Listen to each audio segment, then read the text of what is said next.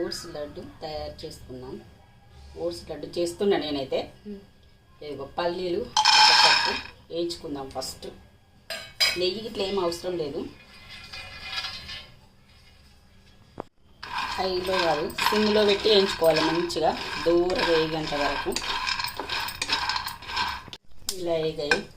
వీటిని తీసుకొని నెయ్యి వేసడం అవసరం లేదు. ఇది కూడా వేయించుకుందాం.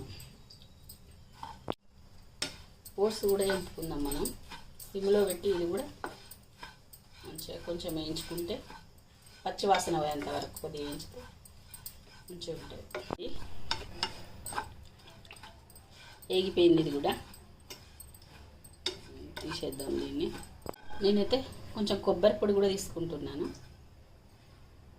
మన ఇష్టం, కొబ్బరి పొడి వేసుకుంటే వేసుకోవచ్చు, నేనైతే వేస్తున్నాను.